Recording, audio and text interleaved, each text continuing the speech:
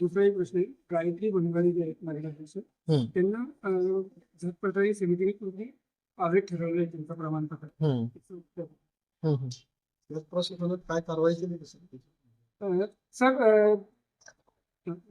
परत पहिल्यापासून सर भुसावळ नगराध्यक्षा गायत्री बंगाळे यांचं जे जात प्रमाणपत्र आहे ते जात पडताळणी समितीने कुठेतरी आवेग ठरवण्यात आलेले आहे.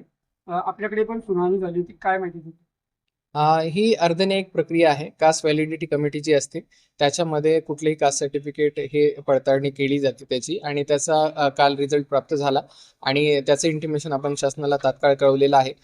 ते जसं हे सर्टिफिकेट कुठल्याही सदस्याचं किंवा नगराध्यक्षांचं सर्टिफिकेट रद्द करण्यात येतं, कुठलेही कास्ट सर्टिफिकेट ज्याचा वापर करून ते निवडून आलेले असतात, ते जर रद्द करण्यात आलं तर तात्काळ प्रभावाने त्यांचं सदस्यत्व रद्द करण्यात येतं आणि तसं इंटिमेशन आपण शासनाला कळवलं.